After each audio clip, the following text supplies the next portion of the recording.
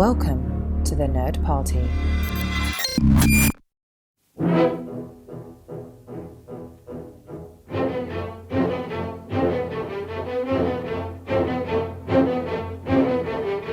Hello and welcome to a special Between Takes episode of Missing Frames. I'm your host, Shawn Eastridge. Normally on Missing Frames, we watch all the movies we should have seen by this point in our lives. The Between Takes episodes allow us to do different things, like interviewing filmmakers, talking about different franchises, and we are here with the Franchyze Boiz to continue our 70th anniversary celebration of the big man himself, Godzilla. And we're welcoming back to the show Brad Gullickson. Welcome back, Brad.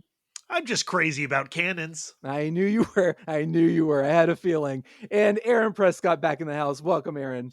Nothing but mazers over here. Oh my God. Yes, you're speaking my language. And we have done the Showa era. We have done the Heisei era. And we are now on the Millennium era of Godzilla. 6 films. I mean, Millennium era in general, I feel, is kind of kicked off as a response to a film we have not done yet, but we will be doing. Feels wrong. Feels wrong not to do it. Brad has been campaigning, and I'm not going to argue with him. I think this is just a creative decision that you may or may not agree with. But in 1998, there was a little ditty known as let's not say Diddy, okay? That worked on multiple levels, everybody, because we have the wonderful "Come With Me" single that the soundtrack was banging. The soundtrack is pretty banging. So 1998, this film was unleashed upon the world, an American adaptation, if we can be so generous as to call it that. It was a film. It does not feel like an adaptation. No, I would not call it an adaptation. That film came out. Nobody liked it. It did not kickstart a massive, insane American franchise. So Toho decided, you know what? Despite the fact that we retired our guy, we put him to rest. Destroya was the big quote-unquote finale. I don't think they had any plans of coming back this quickly, but because the reaction to Roland Emmerich's Godzilla was so negative, Toho decided they needed to come in and clean up the mess, and thus the Millennium era was born. Does that about sum it up, guys? Is there anything I missed there? No, I think that's it. Okay, great. Good. Well, then let's dive right into Godzilla 2000. On Wikipedia, it's 2000 : Millennium. But I don't recall Millennium being in the title for the American release. I do remember Godzilla 2000, like actual commercials for it on television, watching it as a kid and wondering, like, is this a real movie? Is this didn't we just get the 1998 Godzilla? What is this in relation to that? How is this happening? I remember wanting to see it and then not seeing it, but this is what kicked off the brand new era of Godzilla. Aaron, how do we feel about Godzilla 2000? Well, it will always have like a special place in my heart because this was the first Japanese Godzilla movie that I got to see in theaters. Obviously, the 98 one was the first one that I saw and got to see him on the big screen. And I had seen, I had kind of grown up watching especially the Showa era. But just getting to see, what felt like the real thing. It was like classic Coke, on the big screen. And so rewatching it, I have not as and I don't even think I had that memorable of an experience of being like, oh yeah, this was a killer movie. It was just like more of an experience, which I think I shared with like maybe 3 other people in the theater. But it was an experience that they've all all of them have gone on to do incredible things with I'm just flailing around. They all host podcasts of their own. Yes. And so it means something inside my heart. I gotcha. And Brad, how about you? How do you feel about Godzilla 2000? Well, since I just watched it for the first time this afternoon, I'm still processing it. Process it out loud for everybody to hear. I do remember the trailers for the theatrical release in America of this film, and I remember being curious about like, oh, okay, Japan's going to come back and show us Americans how to do Godzilla right. But for whatever reason, well, the reason was probably Godzilla 98's and the stink and the stain it left on me. I didn't And the stank, really. The stink and the stain. And I didn't bother to see Godzilla 2000. My first Godzilla in theaters, I believe, was the original one in college at some point. Wow. But that could be wrong, and I could have said something differently on one of these many Godzilla episodes. You know the best thing about these Franchyze Boiz Godzilla episodes is the continuity makes about as much sense as the real Godzilla films. Like viewers or listeners, please write in and tell Brad how wrong he is and what his actual answers were. Yeah. Tell me my history. I completely sympathize with the Godzilla writers because I can't keep track of what I thought about these movies, let alone what happens in any of them. It's a hell of a thing watching all of the Millennium era in one day when every movie reboots. That's right. Did you know it was going to do that? No. Oh, yeah. Okay. And I was super confused in the next film. I was like, hold on, this doesn't track with the last film I watched. And then I had to go to Wikipedia while I was watching it to go, oh, it's just going to reboot again. Yeah, each one is it's soft reboot, which I had forgotten. You know, we have been talking about doing this franchise since Aaron pitched it. I think more than a year ago. Frankly, I never thought we would be here. I never thought. I had so many doubts. I'm still amazed. Yeah. My intention is still to finish the year strong with the entire franchise under our belts. We will see how that goes, but.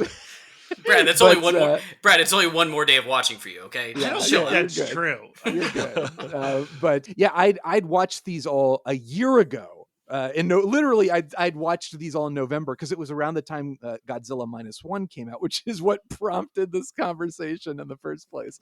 And I'd forgotten that the Millennium films each take place in their own continuity, and it's not remotely clear in the films because they just kind of say like, all right, we're referencing the 1954 Godzilla, but each one does it. And it's Godzilla versus Megaguirus, I think is like in 2004. And then Giant Monsters All Out Attack is 1999. And they say that. Yeah. And then I was like, oh, okay. Just an odd choice, especially considering that all of these movies were made like 6 months apart from each other. Yeah, they were stepping on each other's toes big time. They really were. So it's just it's interesting in that respect, but it also like what I remember about finally watching Godzilla 2000 is feeling like, well, I hope this is kind of like maybe a throwback, or in the way that it felt like it was supposed to be, like, this is how you make a Godzilla movie. Like, it just kind of harkens back to feeling like one of the great Showa or Heisei eras. But it honestly just feels kind of like my reaction to it was very lukewarm. I think it starts really strong. Like, you see Godzilla right away. The new design is great. The characters are like, they're goofy, but they're like kind of Spielbergian in that it's like, oh, it's this little family, and they're kind of like tornado chasers, but for Godzilla. So there are a lot of Spielberg influences coming into this movie already. So I'm like, I'm here for it. But then they like kind of like Godzilla 1985, another reboot of the series. It feels like it should be bigger than it actually is. And there's like a long stretch of the film where, just like in Godzilla 1985 or The Return of Godzilla, there's one of our heroes is like trapped in a crumbling building for what feels like an hour and is trying to get out of it. And I'm just like, when is Godzilla going to fight somebody? Like, when is that going to happen? And I feel like Godzilla disappears for a huge portion of this movie. Am I misremembering that? But like, to me, that kind of tracks with a lot of Godzilla films. Like, there are like multiple types of Godzilla films, and I think this fits into one particular type. Like, this is kind of the 2014 type. You know, it is kind of the Return of Godzilla type. It is kind of the 1954 type. They are trying to ground the genre once again, except then they introduce a UFO and that morphs into a tripod at the end. So this one definitely gets wackier, and doesn't really have the spirit of trying to be grounded. It's like, oh, we're going to ignore the entire franchise and just focus on what happened in the 54 version, but we're still going to get sci-fi as hell in this movie. Yeah. I think that's what I mean. I think that's a great point, is like bringing in the spaceship and having that stuff is like, so is this like harkening back to 1954, or are we just like we're trying to do the best of both worlds? I think even though this movie actually doesn't comment as much on the 1998 American movie as I was expecting it to, I do think it is still very much in the palette of American blockbuster movies of the mid to late 90s. I think you do see a lot of Independence Day in the Millennium era. And you look at the tripod at the end of this film. I mean, it's also like there's a scene where it literally, I think it blows up, if not the Empire State Building, but a building that looks suspiciously similar, and it's framed the same way. It's very ID4. Yes, for sure. But yeah, I think that was my biggest disappointment about it, was like wanting, and it's the same thing I said about Return of Godzilla, was like, oh, it's the big reboot, the return, like after and in this case it had only been a few years, but I mean Godzilla versus Destroya was what, 92, 93, so it had been a little while. No, Destroya was wasn't it was 95. Yeah, 95. Oh, 95? Okay, so it really wasn't that long. So no, it wasn't that long at all. That was the whole thing, is like, I believe the story was that Toho was like, we are going to at least take a 10-year break from Godzilla, and we are we've now sold the rights to Sony and TriStar to make theirs, and when that went down, they were like, oh, we cannot wait till 2005. Like, you guys tarnished it so much. Yeah, this is an emergency. We got to get the emergency Godzilla team together. And they hit that big red button, and everybody came storming to the Toho office. And yeah, it does kind of feel like, in some cases it is kind of slapped together. I'm trying to think of the last time that I've seen the 98 Godzilla movie. I remember, as when I watched it as a young lad, I didn't hate it. Like, I knew it wasn't the best movie, but I was like, this is kind of my jam. But say what you will about it now with fresh, very mature eyes, the effects are still pretty solid. There's some really great looking effects in there, and the effects in this, like, for as much as they're really still working with the suitmation, which is great, but their compositing just looks real cringy and real bad. And it's not even that it's like, oh, it's of that time. By the next movie, they like up their game significantly, and like Brad said, that's like only 6 months difference. It's not like technology changed. It's they this team, either they got a new team on it, or they got gave them a little more time to actually work, or they got the right VFX soup to set all the shots up right.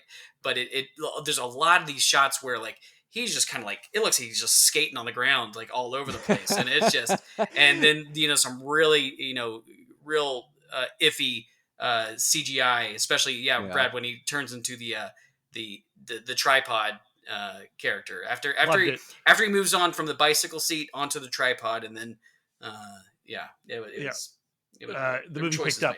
The lighting, though, in this film is cool at times. There are frames in this movie that you could see popping up on one perfect shot, right? Yeah, for sure. I agree with that completely. I think like I said, I think the new suit looks great. Like, I think it looks fantastic, and there is some really cool stuff that generates like a really effective sense of scale in a way that I thought had been missing from a few of the other Godzilla movies, where it feels like, oh, this is a massive monster and we're seeing it from the perspective of these very small people. And it feels like that sense of like looking over and seeing this thing stomp across the horizon. I agree. Like, I think like once we get to the end and we're kind of going into the special effects extravaganza, where it's a little less like, oh, subtle Jurassic Park homage to like overblown CG spectacle that they just do not have the skill set to create. I think as the movie goes on, I kind of like, I remember watching this, putting it on and starting it and feeling like, wow, I thought I didn't like this one. This is pretty good. And then as it goes on and we get to the end, it comes down to like, I don't love the monster design and I don't love the final battle. Like neither of them are particularly exciting to me. And I think that's what really. So for me, I was kind of enjoying the beginning. I liked the characters. It does drag a little bit. The CG is terrible, but that tripod thing was rad as hell to me.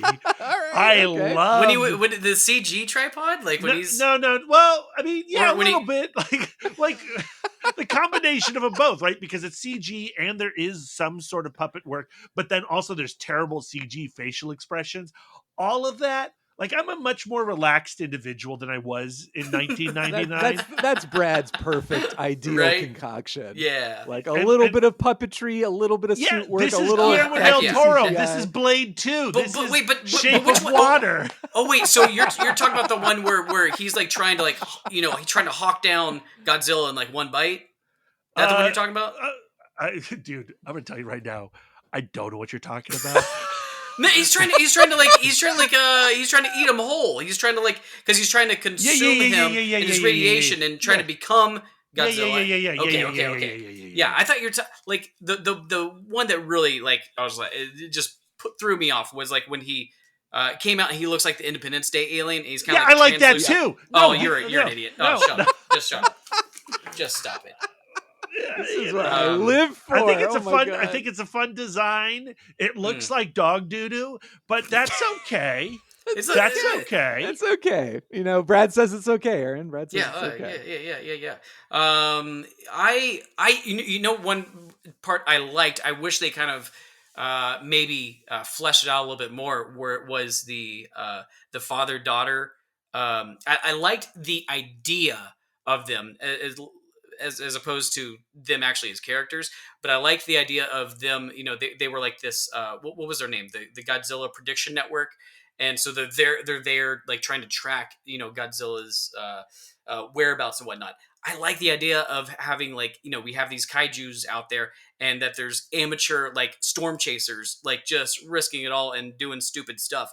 And I wish there was kind of a little bit more than that. And all we kind of got was sassy daughter, inept father. That was kind of all we really got from it. They didn't really add too much to the story. I just wish there was a little bit more, but I liked that idea. Okay, so Godzilla 2000, Millennium. Anything else we need to say about this? Do we feel good about moving on? I feel like I've said my piece. Okay. I like that they created a missile that said it can go through Godzilla like crap goes through goose. I do love that. Yes. There's some lines in this movie that I hope are on both the Japanese and English version for the entire world to enjoy. Well, so this does beg the question of how did we watch these movies? Did we go dubbed? Did we do subtitles? Sub. I have the Blu-ray. Yeah. I mean, I don't want to brag, but I do own every Godzilla film that is currently on Blu-ray. Okay, look at that pinky up in the air. Aaron? Yeah. I was back and forth because I have the digital video discs, but sometimes I wasn't at my my place to watch it, and so I did catch a few of these on Pluto. Shout out to Pluto TV. Let's just admit that sometimes we might not be paying attention to every single second of every single one of these movies. I'm okay admitting that. That's not me. I am full attention. Aaron's at the opera. He's got his tiny binoculars out. That's the only way to enjoy it. This is church for Aaron. Exactly. So this one I was dub on. Okay. The dub's I've seen both versions, and the dub is pretty hysterical. And the dub also, both versions I think have the line at the end where our hero says that Godzilla is inside every one of us. Yep. So how many Godzillas are inside you as our final ratings for Godzilla 2000? Aaron, we'll start with you. Oh boy. I think I'm going to give this a I fought with this one. I'm going to give it 2 solid Godzillas inside of me. Okay. Yeah. You have to say it like that. Brad, you have to say it like that too. He's 3 deep. I didn't say it like that. I said say it like that. Okay. Well, I've got two deep Godzillas deep inside me for Godzilla 2000. I liked it the most.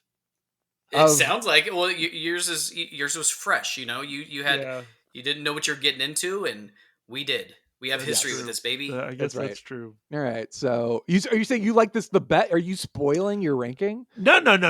He gave it 3. We both gave it 2 or 2. Would you give it? I see what you're saying. it 3. You liked it the best of the 3 of us. Correct. Yeah. Yes. I gotcha. Yes. I was like, oh, Brad. Yeah. This is no Tokyo SOS, right? All right. Godzilla versus Megaguirus. This was literally, like you said, I don't know the exact amount of time, but that was 1999. Godzilla 2000 was 1999. This was 2000.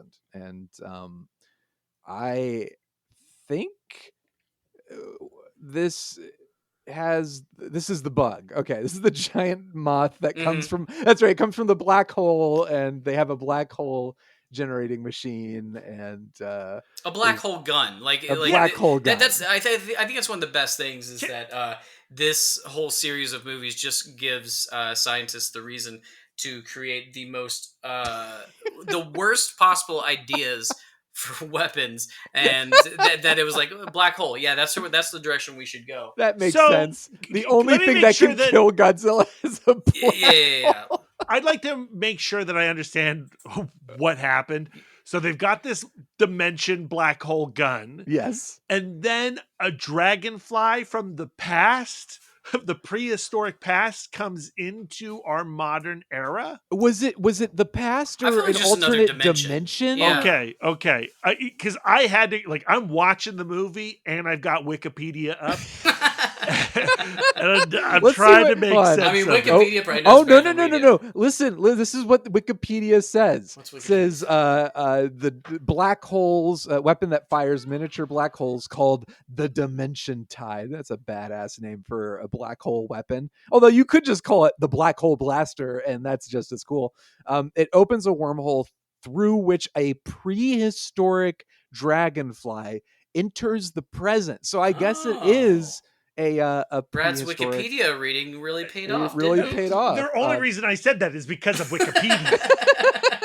I did not get that from the movie. I would like to find this Wikipedia article entry person and yes. Wikipedia doesn't lie. Wikipedia doesn't lie. Yeah. Also, this does not appear to have any sources.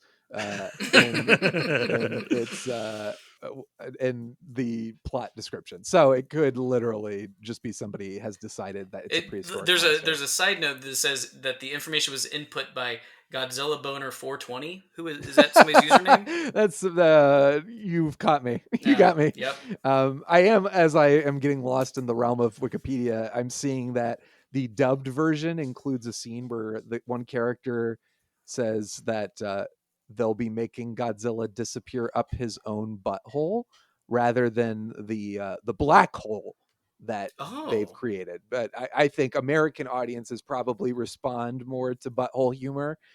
So they thought in their genius. They know us.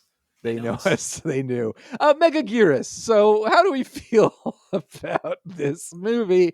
Who started last time? Brad? Aaron, you start. Yeah. I don't know. I don't even know. Go, Brad. Go, Brad. You've got the Wikipedia. This movie is gross. This film is disgusting, right? And I responded well to it. There is some gnarly murder in this movie when that poor guy in the alley gets eaten up by the little tiny insect or the large tiny insect. And then you're like, oh no, his girl went off to get a soda or something. I can't remember. Yeah, he was like, I'll wait for you in this dark, scary alley. And he gets obliterated. Where Batman's parents were murdered. When he is killed, some black gunk just splashes on the alleyway wall. And I have no idea what that black gunk is. I thought maybe it was blood and they had to turn it black maybe for the censors. No, but see, here's the thing. This is an adult entertainment. Brad got this on Wikipedia. No, I didn't. Because Wikipedia just says they got killed, and I was like, no, they got more than killed. They got oozed. it was gnarly when he died, okay? And I was like, oh, she's gonna come back and there's gonna be a corpse. But then she comes back and then she gets splat in the face with this black goo.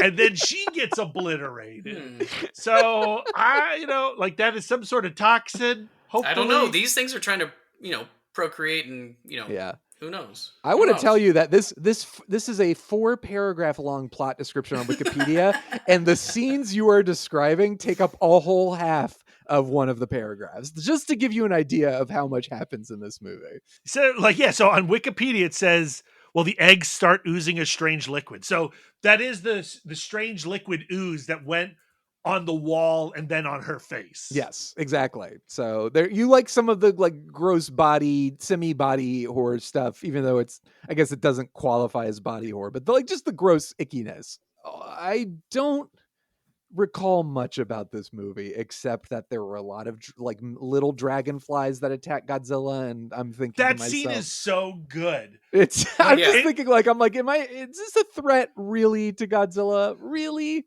Pre-pandemic, my wife and I went up to Bangor, Maine to do a little Stephen King tour, and we went to the cemetery where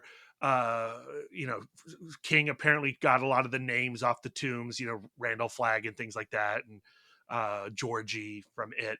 And in that cemetery, I was Godzilla, and I was swarmed upon, and it was a nightmarish experience. So seeing that reflected here in Megaguirus, upsetting.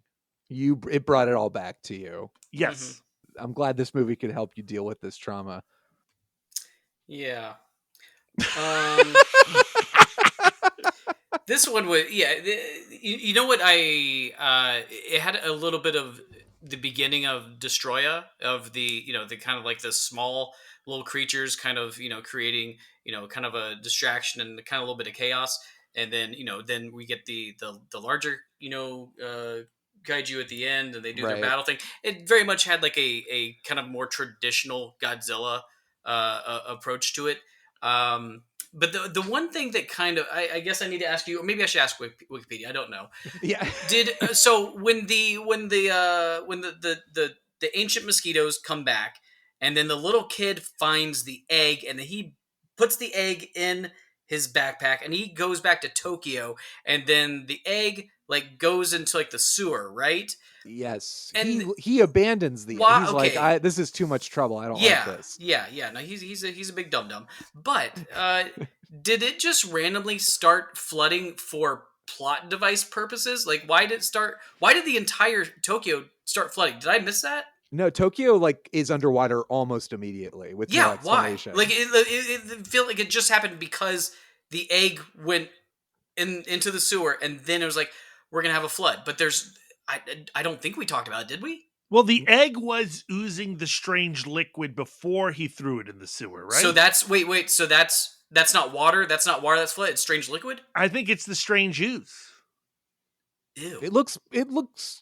I'm just gonna go on a limb here and say it looks almost identical to what I recognize as water. Okay. And well, I am with Aaron. I was like, wait a second. Tokyo's underwater now. This is a dragonfly. What does this have? Is it recreating a swampy environment into it? Yeah. like what is the connection here? Yeah, but I didn't understand that part. I too was baffled. It seemed very convenient for like oh, these eggs need a wet incubation place. Let's just have Tokyo flood for no reason whatsoever. It felt like just nice convenient plot devising right there. But a flooded Tokyo looked really pretty rad. They did a good job with that. That's the thing I was kind of saying was like a lot of the effects from Godzilla 2000 didn't work for me, but this one, there's a lot of stuff that they really kind of killed it on. I don't know. It feels like cheaper, and I just don't like Megaguirus as a monster. And I didn't say I liked the monster. No, okay. I'm talking about specifically. I think I was talking specifically about the compositing of like putting creating these when you try to make these big grand scale imagery with a budget that's the MCU's craft service table. You know, I really find something fascinating behind what you can get with being pressed to have those limitations, and I think they did a really good job with that. You know, we're also talking 2000. You know, so Right. there's lots of iffy computer graphics going on around that time. Yeah, Same year as Gladiator. That's right. Yes, that is true. Do you think we are overdue for a Godzilla versus Megaguirus surprise release in the same year as Gladiator 2? I think so. Yeah, I think so as well. Brad, do you any other? I have like very few feelings about this film, other than like I was bored and I don't particularly I like it. was really loving the first half. I think Mhm. once we get to Megaguirus, once all the little buggies become the big buggy, it's less interesting to me. I think the final fight is fine. I do think it's interesting that when you go to Wikipedia, my source for all knowledge, you read that Masasaki Tezuka, the director, was inspired by aliens, and you can kind of see that. The movie Aliens? Yes. You just aliens, just aliens in general. Just No. aliens in general. No, he's Like, not Maybe that's what he was Japanese talking some guy. about. aliens. Yeah. He- Yeah, you know, which part do you think directly relates to I think when aliens? you look at that scene where all the little buggies are on the side of the building, you know, and it's like, oh yeah. my gosh, look at him, it's war. This time it's war. I think that's the sequence. Okay. And then maybe also when the swarm is happening, you know, those are the xenomorphs like getting all over Yeah, Ripley. yeah. So Okay, I like the yeah. first half. I like the first half a lot, and I did Brad lose likes the first half. interest. Okay, gotcha. All right. I don't have anything else to Brad say wanted about to be a this G one. grasper when he grew up. Yes. Yeah. That makes sense. I Yeah. think Well, And I this was- own a black hole gun. It's very, very, very impressive. Don't we Uh, all? I wish. I guess what we could just say how black death ooze. How much How much of it death is it ooze- in me? How much of it is in you with Godzilla? Oh, wait, can I say one last thing? Please do. This is the one with the really, like, the wildest freeze frame ending, like, of all time. Like, it felt like she was in mid sentence and they just ran out of film. And we're like, Oh, that's right. You know, we'll just stop there. That's fine. We can roll the credits on this one. I think she says the word. I think she says sorry, and then it just right. And the movie just ends. ends. You're like, oh, okay, yeah. I guess lights are coming on. Yeah, people are leaving. Okay, this is the time. This is the end. What a movie! was- How much black ooze does this spray on all of us on a scale from 1 to 5, Brad? I give it 2.5. Okay, Aaron. Yeah, I'm a 2.5 boy. 1.5. Wow. Wowzers. I'm sorry. You hated guys. it. I'm sorry, guys. Hatred. I will flip the script a little bit by moving on to Godzilla, Mothra, and King Ghidorah. Sorry, Giant Monsters All Out Attack. Best title. What a mouthful. What a fantastic title. Yes, apparently, according to Wikipedia, it is often abbreviated as GMK. Do we want to call it GMK, or are we going to call it Giant Monsters All Out Attack? I'm going to call it GMK, and Brad's going to call it by its full title. Yeah, Okay, I'm going to call it Godzilla, Mothra, and King Ghidorah, Giant Monsters All Out And Attack. I'll meet you guys in the middle and do Giant Monsters All Out Attack. This was also one I don't think I'd seen before doing this marathon. I mean, I don't think I'd seen any of the Millennium films actually before this watch through. So this was, and when I say this watch through, I mean the watch through that I did last November in anticipation of this episode that I ended up having to do again this year because we have taken a whole year to do this. What is this? 2001, directed by Shizuke Kaneko, who was the director of. He made the other. Yes. So here's where I got to stop you right here, because that is something that we need to address, because the Heisei era Gamera films are fantastic. Like, that trilogy is so good.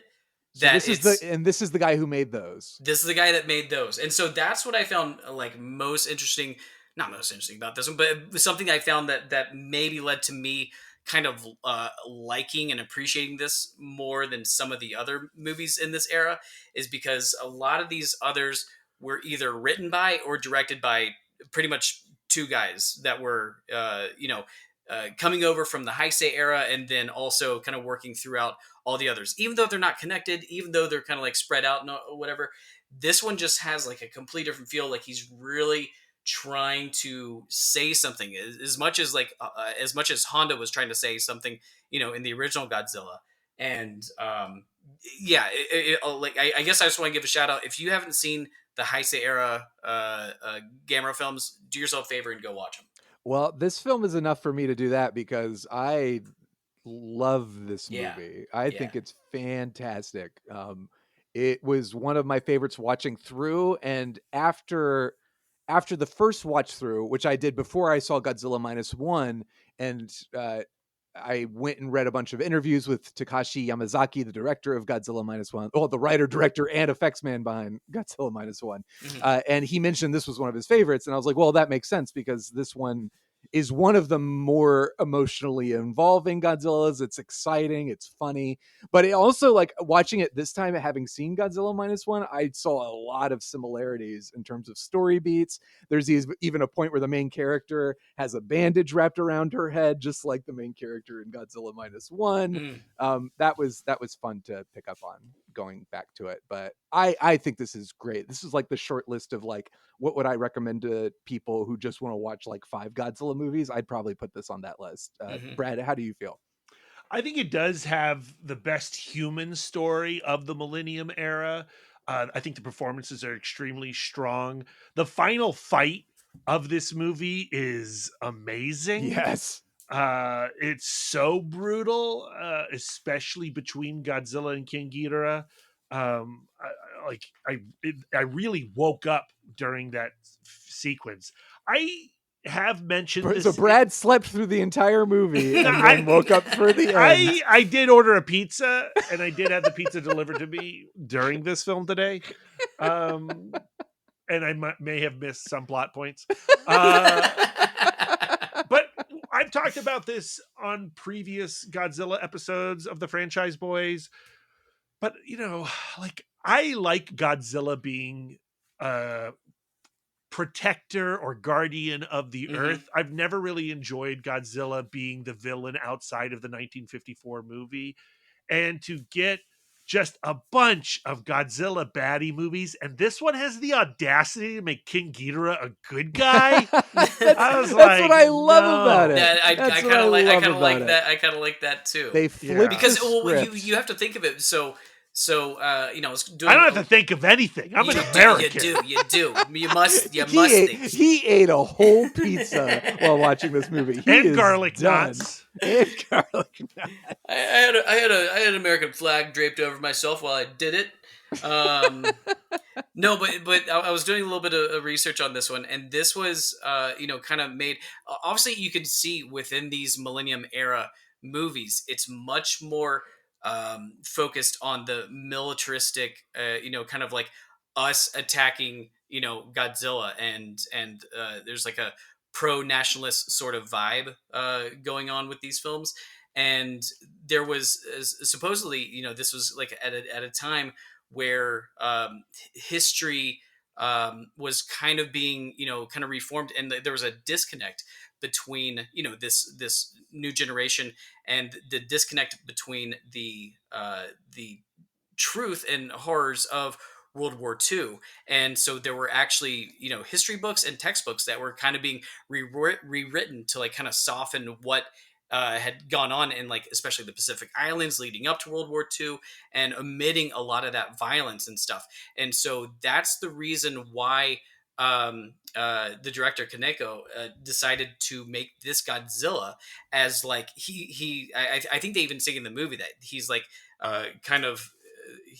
he has the souls of the people that died from that atrocity, and so that's why his eyes are wide out, because he's like this zombie like force of not necessarily evil, but like of reconciliation. And and as much as like Godzilla 54 was like this metaphor for the horrors and everything that had happened at that point, this one is much more of a metaphor of, kind of like a post-war forgetfulness, or like, amnesia of like letting go of the past, or trying to, kind of soften it and not reconcile, what they had gone through.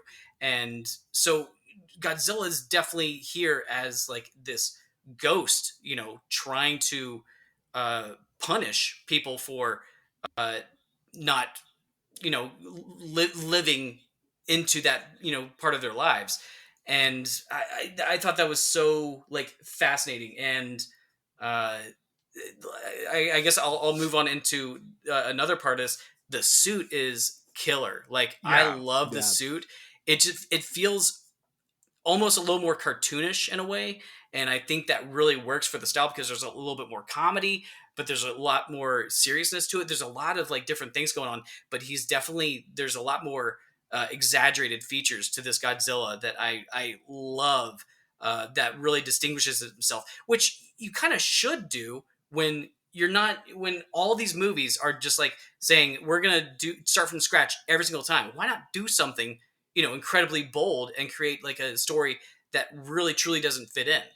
Yeah, agreed. And this is, I mean, how many Godzilla movies can you say like really stand out? Really? Like, we joke about like when we watch these all in a sitting and they all kind of run together, like when one makes you, like when one is different in a way that is like really effective, like this one, you really sit up and pay attention. And for me, like I agree with Brad. I like Godzilla as the savior, but I guess I do prefer him. Like when I look at my favorites, I do prefer him as the villain, because I think it tends to give, well, I guess I just don't see him necessarily as the villain. I see him as somebody that's coming. Like he's a vengeful spirit, like vengeful you're saying. spirit. Yes. Which it's that's a really interesting idea, and that isn't really explored again until Godzilla -1, honestly. And I loved it in that too. And I think that is what's exciting about Godzilla as villain, is it gives you the opportunity to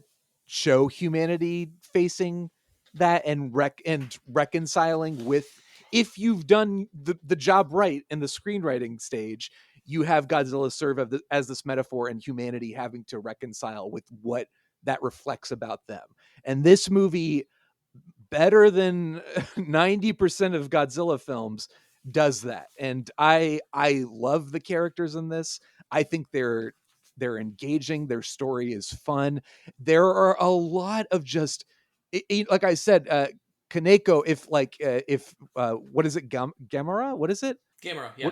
Yeah, if his films are anything close to this, like the level of visual inventiveness, like this is a filmmaker who is like on the top of his game, like at the top of his game, and he's doing all kinds of crazy stuff. Like the scene where Godzilla walks by the hospital, and there's the woman like in the hospital bed, terrified, like, I'm gonna die, he's gonna kill me. He walks by and she's like, oh, I'm safe. And then the tail comes and crashes into the building and destroys it. That's amazing.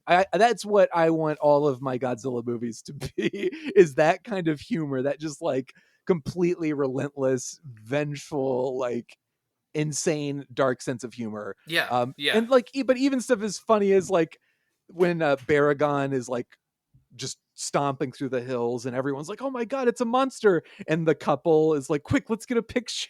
Like, just like these amazing, hilarious moments. The film is visually inventive, and it's emotionally involving with this daughter and her father, like the daughter who is like kind of a sham journalist, and the father who's a soldier, and just their bond is I was surprised the first time I watched it. Like, I was like, I actually care about these two. I care about their relationship, which does not happen as often as I'd like with Godzilla films. But Brad is also very, very quiet right now. I relate heavily to the sham journalist. And I liked that relationship a lot. And I like, like I said, I think I feel like I've said my piece on this already. I can't top what you guys have said. You said it so eloquently. It's the best one of the Millennium era so far that we have talked about, because it does stand out. I don't think I loved it as much as you two did, but I still really, really liked it. Okay. Is there anything else? Is there anything else to say about it?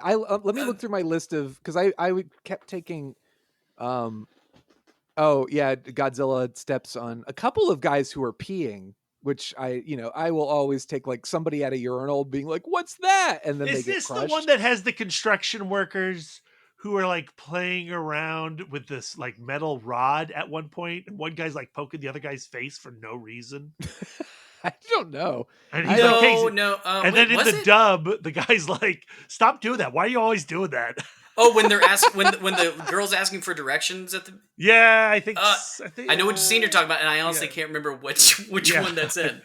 But I love those two. I kind of feel like it was, because this one definitely felt like it had a little bit of slapstick, a little bit of dark humor, and a lot of bit of emotional tugging. Like it felt like there was just like a lot going on that the director had to say. But also it like delivers on the kaiju action. Like the kaiju action is fun. It's inventive. The fight at the end of this movie is one of the best fights in any Godzilla. But even film. even the Baragon fight is a blast. Like Baragon leaping at Godzilla and he just ducks and whacks him with his tail into the helicopter. Like stuff like that is just great, and it's fun, and I love it.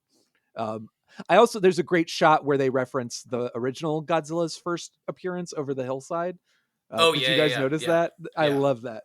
Well, as well, there's a really fantastic image of talking about how it's talking about the disconnect of the horrors of World War II.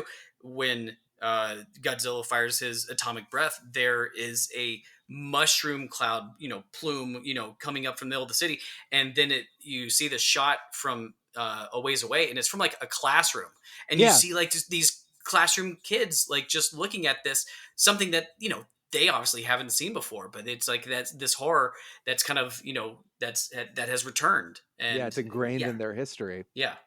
And another horror happens at the very beginning, where somebody they're watching clips and they're referencing the quote unquote American Godzilla. And one of them asks, "Oh, that's right." he goes, "Was that Godzilla?" And then the other guy answers, "Some of us have doubts." That was a little bit of shade that I was not prepared for. I was very and happy I take offense about that too. Yeah. Okay, all right. So I'm a patriot guy like Brad, and an attack on the American Godzilla is attack on us all. All right, giant monsters all out attack. Final ratings. What do we do with this?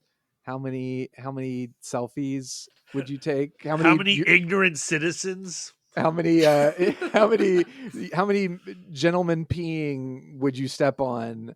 Would you stomp to death for giant monsters all out attack, Brad? I would stomp on 3. Aaron, how about you? I'm getting 4 of those guys. I'm getting 4 of those guys as well. All right.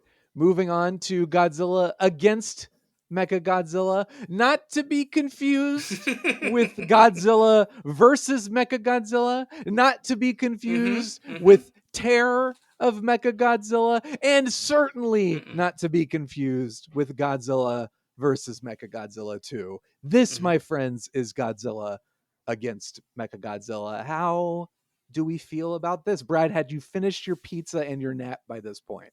I think I was still going to town on that pie. But I had a good time with Godzilla against Mechagodzilla. I'm a Mechagodzilla stan. Yes. I don't think there's a Mechagodzilla movie that I don't actually enjoy quite a bit. I really like the team that is operating Mechagodzilla. I like the origin of this Mechagodzilla. This is the Godzilla from the 54 film. It's bones, but with a little bit of an endoskeleton or exoskeleton placed on top of it. That's super fun.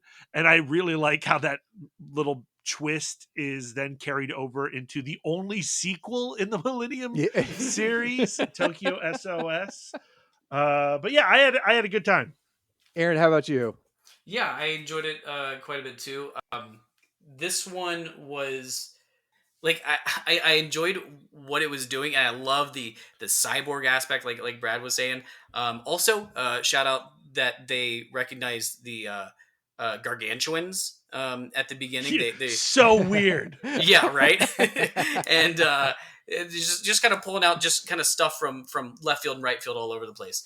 but there was one thing that like I didn't fully mesh with, and forgive me if I'm wrong. This is the one where I feel like I have to preface that with all of the Godzillas I watched. This is the one where this is the one where the tiny beauties come and tell them that the prophecy that they need to return Godzilla's skeleton back to No, the that's sea. the next Tokyo, one. That's That's the Tokyo next one? SOS. Yeah. Okay.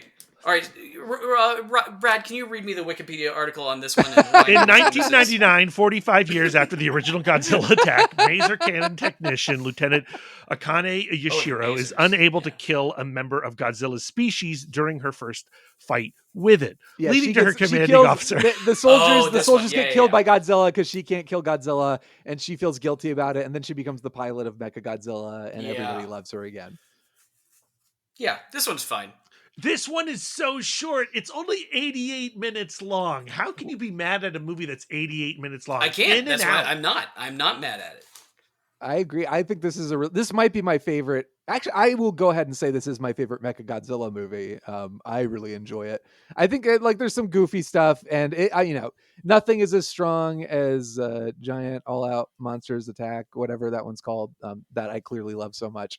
Godzilla, Mothra, King Ghidorah, giant monsters all out attack. Exactly. I think I missed an and, but it's, you get the idea. But it's I really like this one. I do think again, the human story is involving enough, which I'll take it. And I love the idea of humans piloting Mechagodzilla. And like you said, Brad, the idea of these are the original bones that we've recovered. We're going to use it to shape this thing that can defeat Godzilla. I think is great. This also Every Godzilla movie, you have to reckon with how much destruction and how much death is happening. Right. But there is a moment in this movie where I was like, oh my God. Which moment? It's when she is powering up the Absolute Zero cannon and she's about to fire it on Godzilla's sleeping or unconscious body, but then Godzilla wakes up and then from the ground fires atomic blast at Mechagodzilla. Mechagodzilla falls backward and then fires the cannon into 3 buildings and they evaporate. Oof. Those people went to Megaguirus's dimension. Yikes. I think. Yeah. I also think this film has some amazing silhouette shots. Lots of great shots of Godzilla. I think the title is Godzilla as lightning strikes behind him, and the title pops up, and that's amazing. The final shot of her with the sunset as she's standing on Mechagodzilla's shoulder, watching Godzilla march out to sea. After defeating him, that's a great shot. So great silhouette shots in this movie. But in all seriousness, I really enjoy this one. This is probably another one of the better ones, and also my favorite Mechagodzilla movie. And that's all I have to say about it. Anybody else?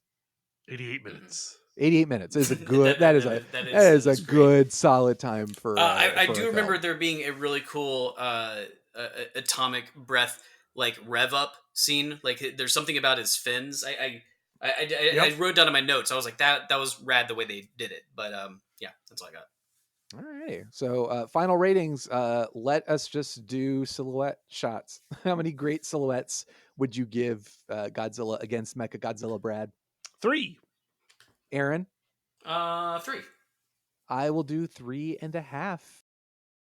All right, so next on the list, Godzilla Tokyo SOS, as we've already said. This is the only direct sequel in the entire Millennium era. Brad, how do you feel about Godzilla Tokyo SOS? 91 minutes. 91 minutes, just a couple minutes longer. A little longer, but still pretty rad. I like a 90-minute movie, a 91-minute movie. I'll accept.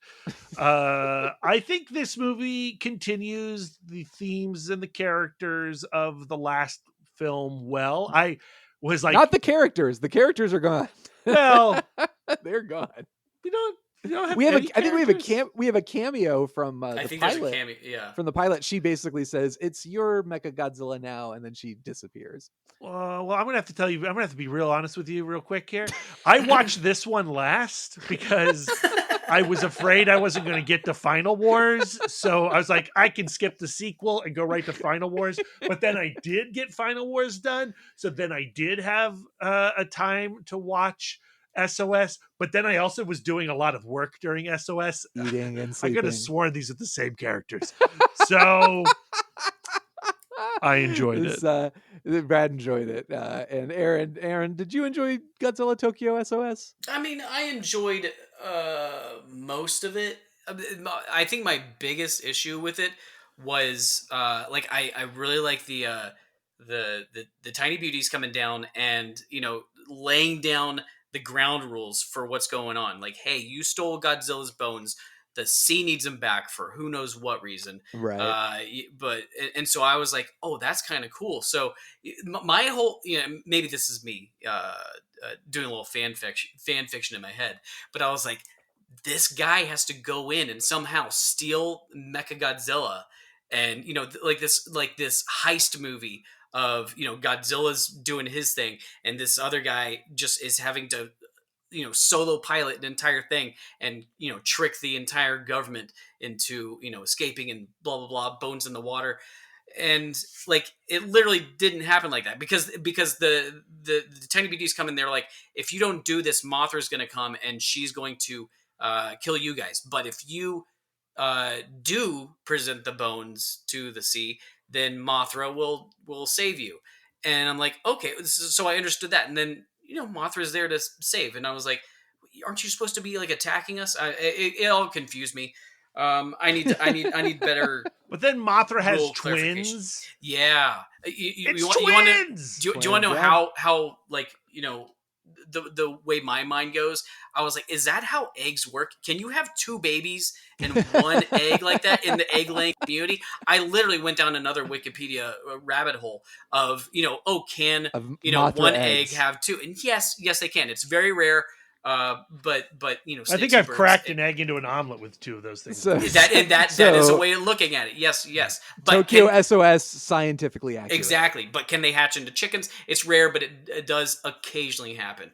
So just in case for anybody out there that was worried that the two Mothra grub babies could not be created that way, yes, they can.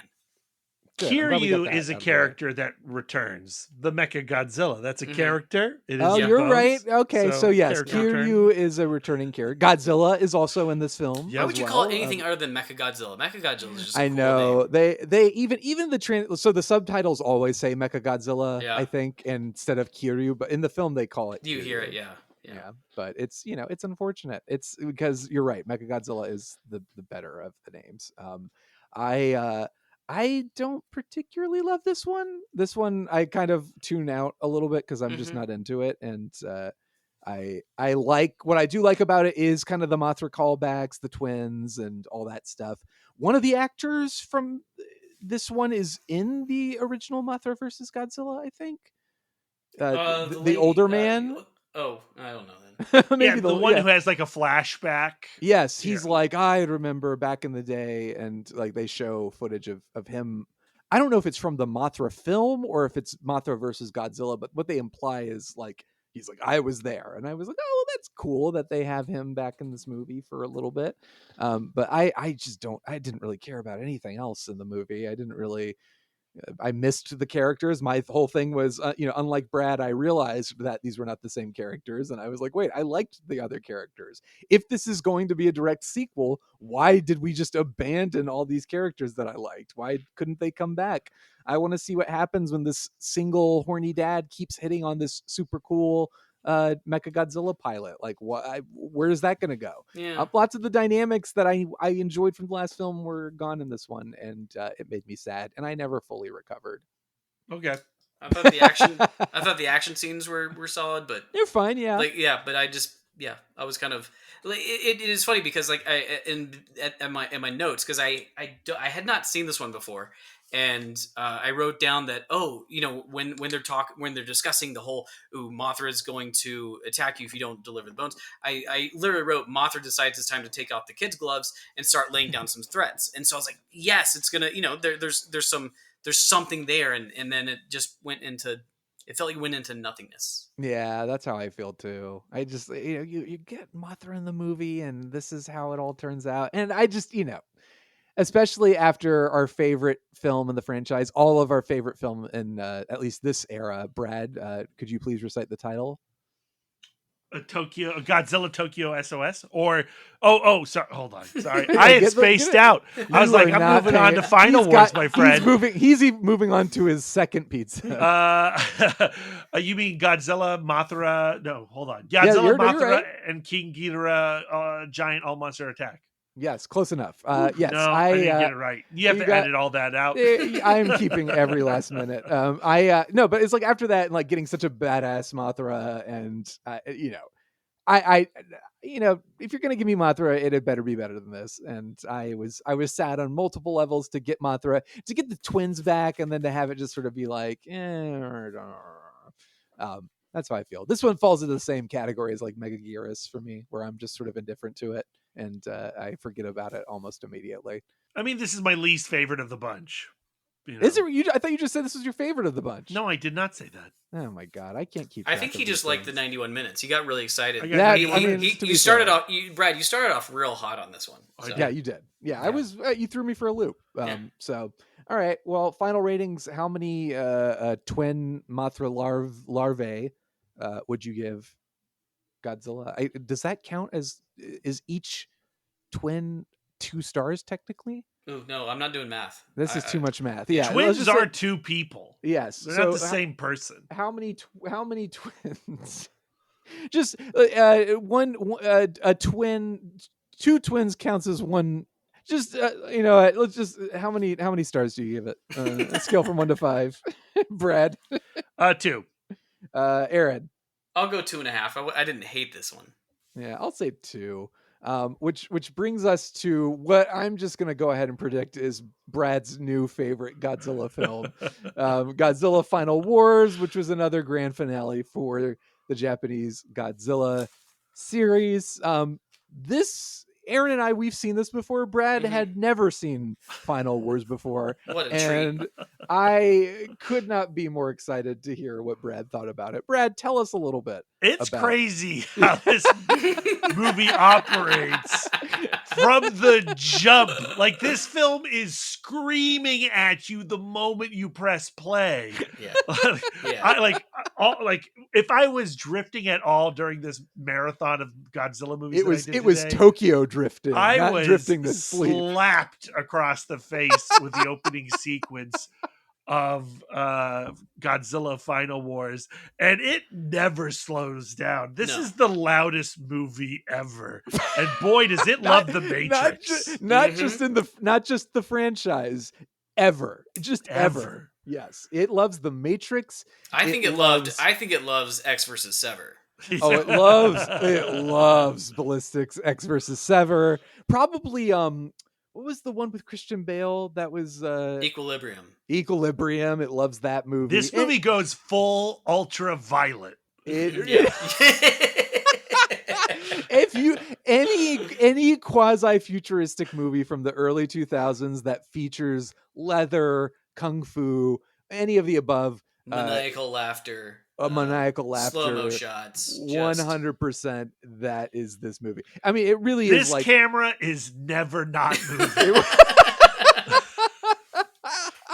Let me tell you a funny story about I think you pronounce it Ryuhei Kitamura is the director. So Kitamura-san, our buddy here, he was quoted as saying, and maybe it's in the Wikipedia article, it could be on IMDb. Every so often I do peruse IMDb for my facts.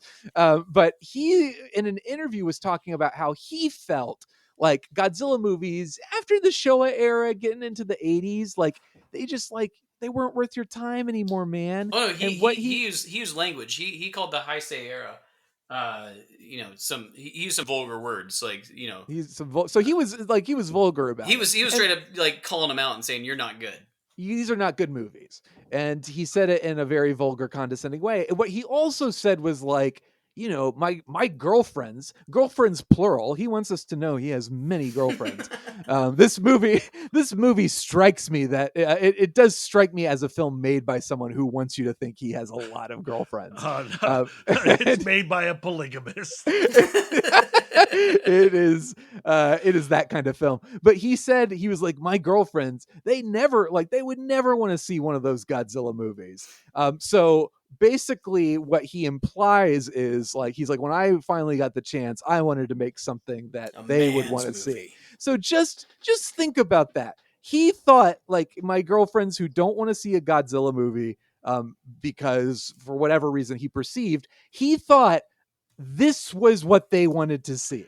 And he wasn't wrong. He wasn't wrong. He wasn't wrong. This is the movie that, ladies, if you see one Godzilla movie and you're like, make it Godzilla Final Wars. I think this is a person who really loved the Showa era that I loved. This is a guy who likes Godzilla versus Ghidorah.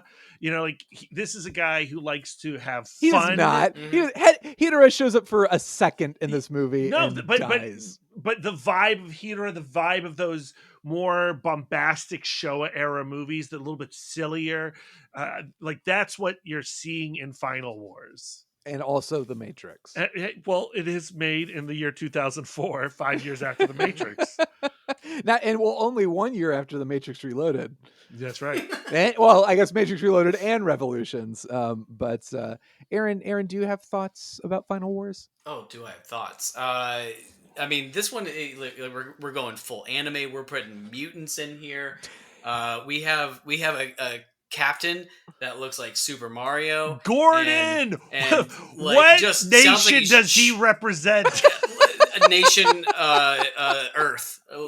Just like he is humanity, the best of us. Yeah, nation man. That's where he comes from. That dude is rad. He is the best. So good. Just sounds like he's like speaking through chewed glass. It's great. Yeah. No, you can feel influence from a lot of different things, like you guys said. I mean, Matrix stuff. You can feel the tokusatsu, like Ultraman type stuff, and the stuff that Power Rangers were getting their footage from, and just like giant explosions and like having these Showa era kaijus. It was about them just kind of like two guys in rubber suits just like hitting each other. But this was about putting angles on the film and really doing really quick jump cuts, but also like throwing everything at the screen. It was like he just like took every single script within the last 50 years of Godzilla, put in a blender, and said, I'm going to make a paper mache Godzilla out of this mush. And he did it. I mean, he even brought Manila back to us. Yeah. He did. He did. That's what I'm talking about. Yeah, he made a spaceship out of the Phantasm Ball. Like, it was just wild. It's crazy. The action scenes with the humans are also a lot of fun. Yeah, they are. Yeah. Which you can't say about a lot of other Godzilla movies. And he did it all at 71 minutes. And Godzilla doesn't even... What? 71 minutes? No, it's 125. It feels like 300 minutes, but a glorious 300 minutes. Yeah, because Godzilla doesn't like he's got like kind of the setup at the beginning, but he doesn't show up to do his thing until an hour and 9 minutes. No, into the I mean, movie. And then it just goes on and on. Brad and on. is not wrong. 70 minutes into the film, that is when Godzilla makes finally. Well, he shows up at the beginning, I think, probably to appease somebody smart at Toho who said, why is Godzilla not in this movie for an hour and 10 minutes? And they were like, well, we'll just put him in the opening scene real quick, and then we can say he was in the first scene, so we're good to go. But there's so much Gotengo in this. So much Gotengo. Are you guys ready for my Rotten Tomatoes blurb? Like, I'm really proud of this. Go for it. Let's hear it. This is what I want to plaster on every poster, every DVD. Godzilla Final Wars is the Die Another Day of the Godzilla franchise. Not wrong. And I mean that with every level of disrespect I can possibly Musker. Oh, that's where we're different. Oh, sorry. Yeah, no, Die Another Day is the worst James Bond movie. That's not true. And Godzilla Final Wars is That's pretty not close true. to being That's the so worst not Godzilla true. You're so movie. wrong.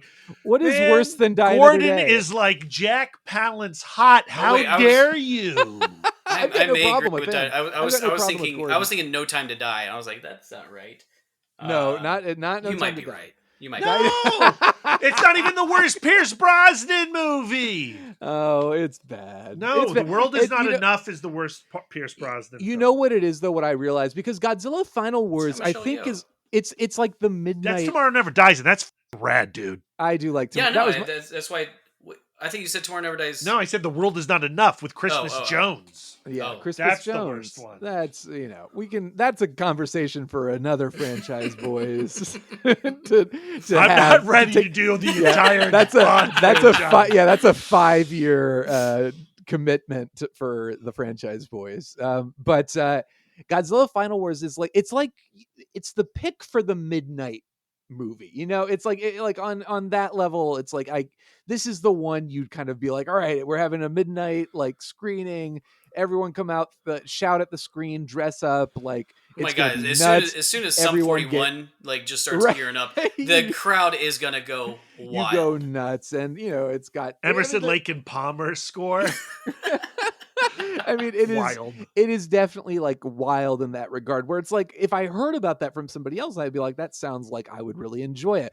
But the problem with it, and it's the same problem that Die Another Day has, is that it feels so it doesn't feel like it totally realizes how stupid it is.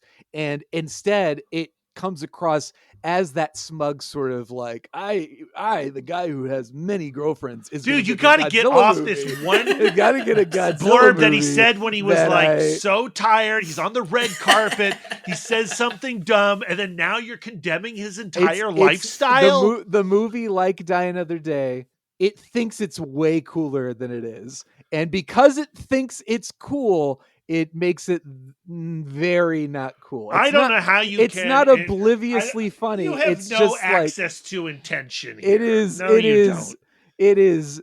It is the Die You Another are Day projecting. of the Godzilla franchise. I have said everything I need to say about Godzilla Final Wars. Brad, you have the floor. No, I've said everything. It's rad. This movie is cranked to 11. This is Spinal Tap of Godzilla. And you either go with it or you don't. It certainly feels like a Spinal Tap. I'll tell you two things that I did not jive with. And number one, I feel like they really King Caesar's suit was not good. No. King Caesar's my boy. We've talked about this during the Showa era, and they did him dirty. He did not look good. But also there's a quick shot of there's this kind of chubby little white boy that's playing with action figures. He's got chocolate covered all over his face. Yeah, camera. Throw that thing in the fire. That's what I need to talk about. Yeah, so he throws Squirtle in there as if to say, oh, Gamera is actually for kids, but we hear the Gamera noise, so we know who he's talking about. So the director did not have to go that far. First off, that's the opinion of a Canadian. They don't even count. And then and just let you know, they were definitely that kid was definitely American. That was a bureaucratic move at the end of the movie when they were editing. They're like, oh, well, listen, we have to have good, we got to have some good tariff. There's two weird things. What's that? What? There's two weird things. It is weird that is a Canadian kid because that is clearly an American kid. Clearly. With all that chocolate on his face, he was looking just like I was with the pizza watching Godzilla. You do when that happened. Did you do the? I was covered in marinara. Did you do the DiCaprio staring up at the screen and pointing? I sure meme? did. I Yeah, sure yeah, did. yeah. As I was pointing to that meme. Yep. I was gonna say I felt like that was the character the director related to the most. I feel like that is the director. But then, child. the other weird thing is that when Sum 41 plays and it's time to finally take down the 1998 Godzilla, it's disposed of. It's in Sydney. Why is it in Sydney? And why do they have to take it out on the Opera House? What did the Opera House should do? be in New York City. Why doesn't we can't this afford movie... that? It should be at Roland Emmerich's house, his giant mansion. It just seemed weird to kill the Zilla in Sydney and It also did. to have that kid be in Canada. I do Yeah. think there were some producer notes that was like, you got to tone down your American rage. Well, there's the whole scene with the pimps in New York. Oh, my Just yeah. like very Oh, yeah. clearly. That's a like, bad outfit.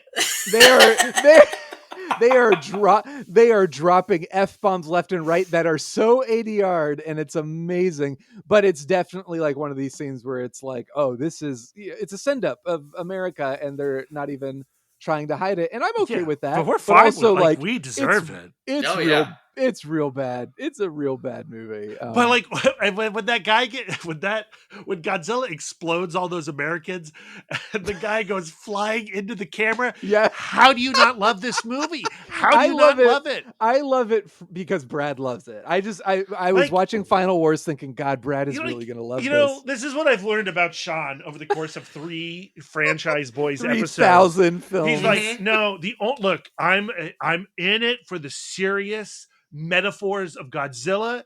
You know, Godzilla's a monster. He represents the sins of humanity.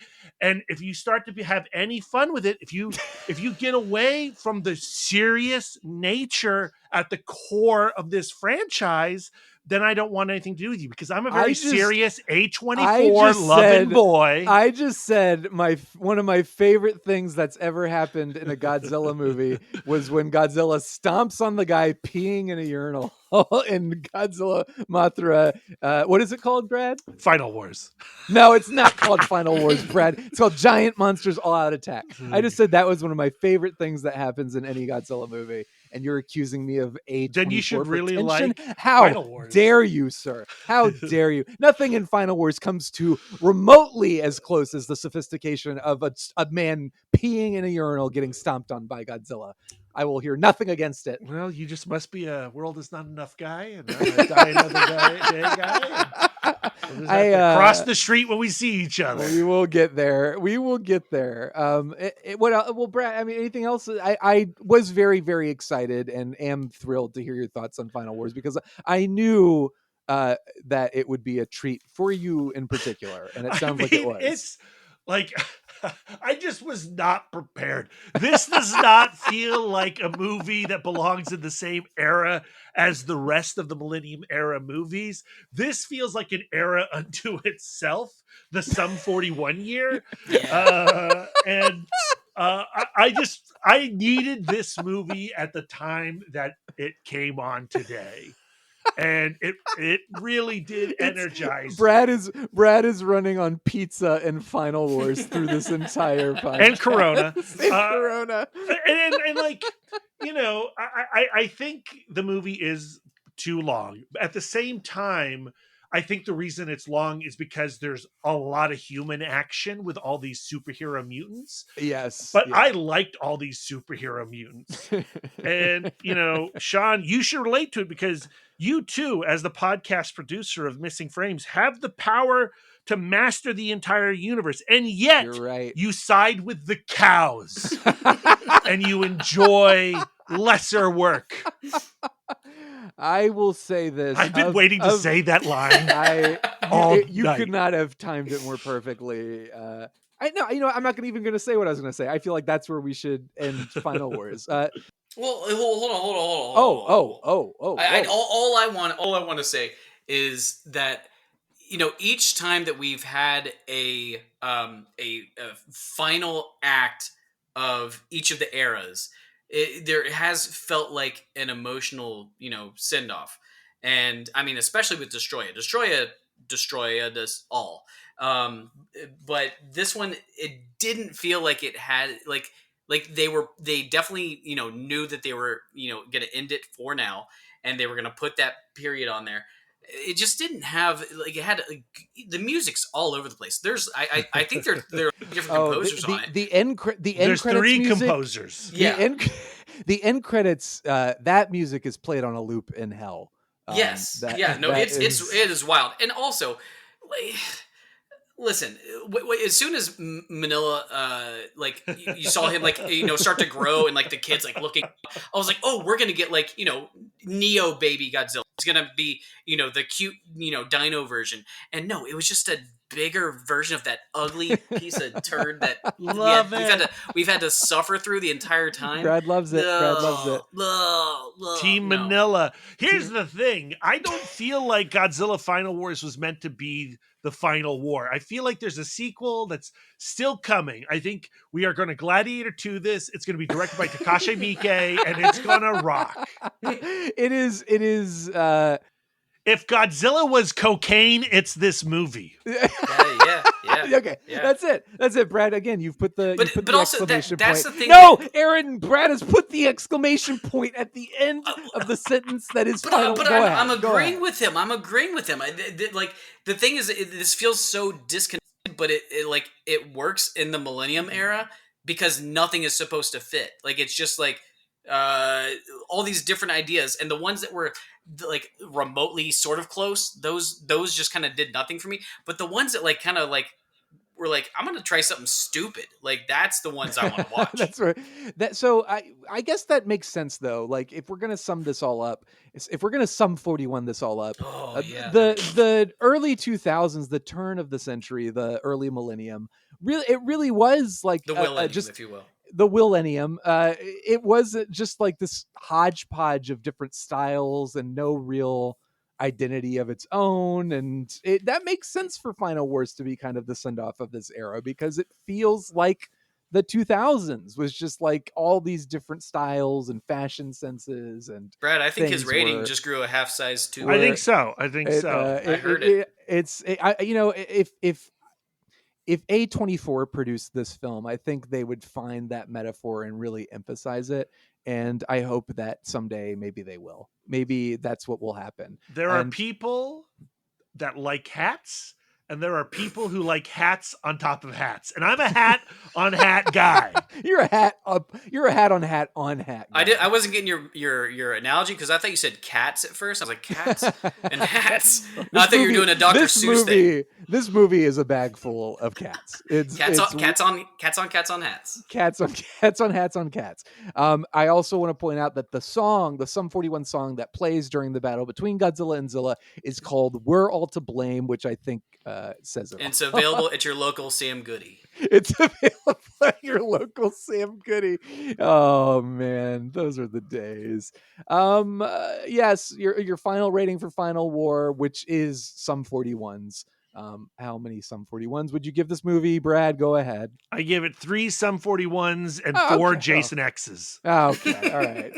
Aaron, how about you? I'm with Brad. We're the Holding Hands Club. 3 Sum 41s. 1.5 stars. Oh my god! From me. I love you, Shawn. Despise this movie. Another day. I could only watch this movie from now on in a movie theater with you two, and I don't ever want to watch it in any other way. I hope if we do, we can get Don Fry, Captain Douglas Gordon in there. That would be great. If he could just pile drive me into oblivion, that would I would love that. I would give this movie an extra 2 stars. That's the Millennium era. How do we feel about the Millennium era as a whole? How does it compare? I guess, I mean, it's hard. Showa just feels so dominant, but like, how do we feel Millennium fares when it comes to Showa and Heisei? I mean, it's my least favorite of the entire. How could it not series? Be? Yeah. Yeah. I might like Millennium more than Heisei, honestly. No way. That's maybe. Crazy. No maybe. Way. No. Because of Final Wars? But yeah, Final Wars. Didn't you have 2 1-star films on here? Well, Tokyo. I think Tokyo SOS was 2. No, you've given 2 things 1.5 stars. Yeah. What, here? Yes. Yeah. Yes. In this podcast? Yes. Yep. Yes. Roll back the tape. Oh, listeners, maybe it was Megaguirus. But I think, honestly though, like I think Godzilla, Mothra, and King Ghidorah, giant monsters all out attack, and Godzilla against Mechagodzilla are so good, they make up for a lot of the failings of the other films. Whereas like with Heisei, I really like Biollante. I think that's great, and Destroya is a masterpiece. But like the other ones, I don't know. I don't think about them as much. I guess that kind of puts this on that level then. George Lazenby is a pretty good Bond. Hey, Brad, you need to shut your mouth right now. Now you've stepped on some other toes. can of worms. You've stepped on toes. He's getting personal. But it's okay. So you would say probably Showa Heisei Millennium. Yeah. Okay. How do we want to do? How about this? We'll rank the 6 films in the Millennium era, just these 6 films, and then I need an Excel spreadsheet if we're gonna rank the whole thing. we're in deep now. We are deep inside Godzilla. Let's do Millennium. How would you rank the Millennium films? I'll go first. Okay. No, Brad's gonna go first. No, Brad. No, please, Brad, go first, please. I'm going first. Obviously, Godzilla Final Wars is number 1. Number 2 is Godzilla, Mothra, and King Ghidorah, Giant Monsters All Out Attack. Then I would go with Godzilla against Mechagodzilla, Godzilla versus Megaguirus, Godzilla 2000 Millennium, and then Godzilla Tokyo SOS. And then play a little ABBA. Okay, I'll go next, Aaron, to give you a little more time. I would do Godzilla, Mothra, and King Ghidorah as number 1, Giant Monsters All Out Attack. Then Godzilla against Mechagodzilla. Man, what comes after that? I would say Godzilla 2000, then Tokyo SOS, then